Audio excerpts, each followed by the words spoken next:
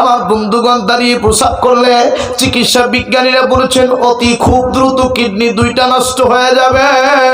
আল্লাহর নবী সুন্নাত হইলে বসিয়া প্রস্রাব করা, আমার বন্ধুগণ টিস্যু নেওয়া, ঢিলা নেওয়া, পানি ইউজ করা, এগুলো হচ্ছে মুসলমানদের কৃতি কালচার। আর যারা দাঁড়িয়ে প্রস্রাব করে এটা ইহুদি খ্রিস্টানদের কালচার, ইহুদি খ্রিস্টানদের বৈশিষ্ট্য। আমরা মুসলমান ঘরের সন্তান হইয়া খবরদার যুবক দাঁড়িয়ে প্রস্রাব করবা না। আসেন বন্ধুরে, এরা মুরব্বী বাবাজি, ইমানদার হবে তখন, সুদ বাদ দিবা যখন। আমার বন্ধুগণ ইমানদার হবা তখন, ঘুষ বাদ দিবা যখন। আমার বন্ধুগণ একটা টাকা কোনো মানুষ যদি সুদ খেয়ে নিজ মায়ের সাথে 42 বার জিনা করলে গোনা হবে। ও বন্ধু, আল্লাহ তার আমল নামায় লিখে দিবে। সুদ খাইয়া কবরে যাবা না।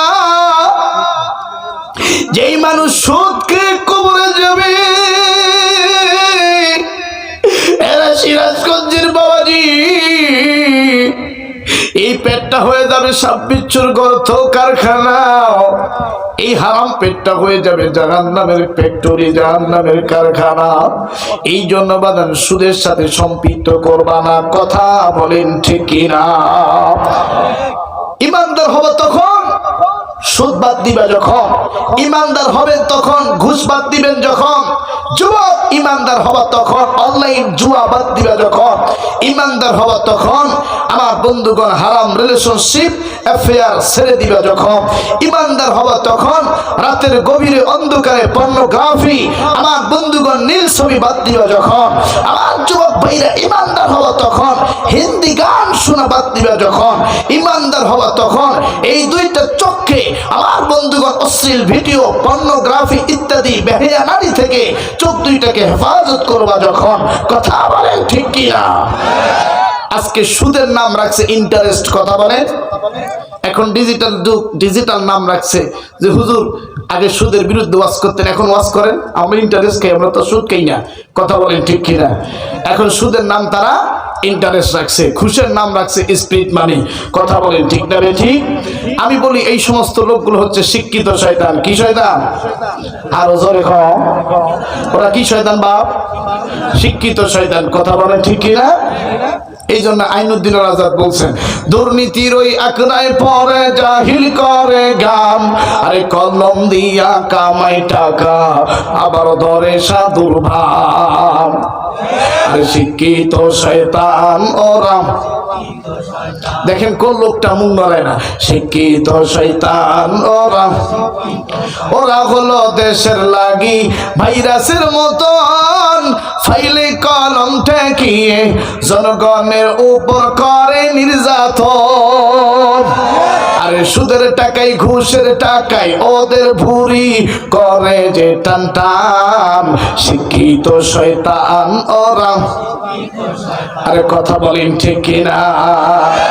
আমার ভাইরা, এই যে নারীদের ওড়না কে কেড়ে নিছে? নারীরা তো আগে ঘরের মধ্যে পর্দা করতো। এই নারীরা এখন দেখবে সপ্তাহে একদিন দুই দিন কেসের বই নিয়ে মাস্টারের কাছে যায়। কথা বলে ঠিক কিনা? ওড়না ছাড়াই কেসের বই নিয়ে কেসের টাকা দিতে যায়। কথা বলে ঠিক কিনা? নারীদেরকে ঘর থেকে বের করবেন না। নারীরা পণ্য সামগ্রী নয়, পণ্য বস্তুর মতো নয়। যারা বিবিকে বাইরে ছেড়ে দিয়েছেন, বিবি যদি আমার বন্ধুগণ জাহান্নামে যায় আপনাকে সাথে নিয়ে যাবে।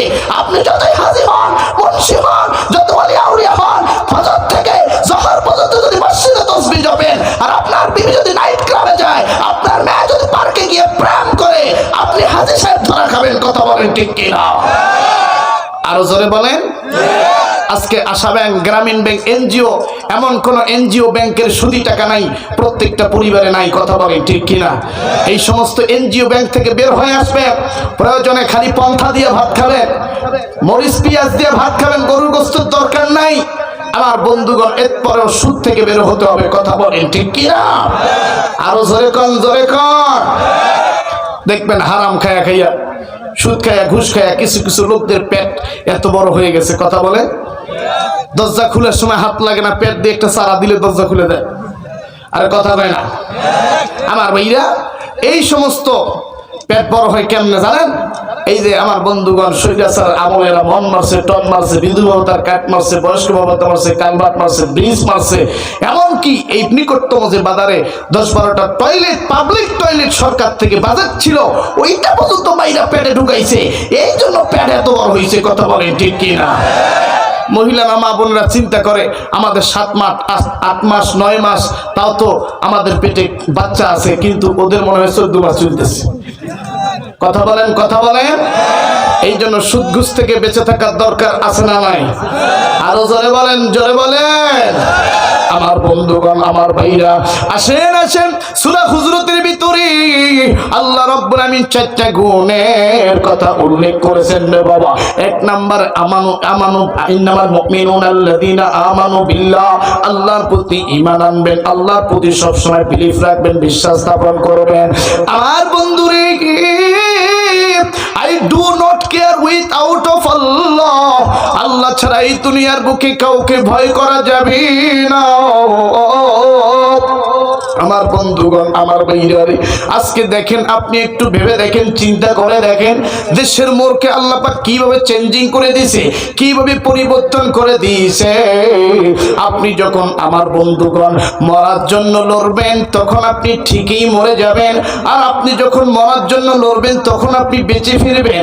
আর আপনি যদি বাঁচার জন্য লড়েন তাইলে আপনি কিন্তু মরে যাবেন। কথা বলেন ঠিক কিনা?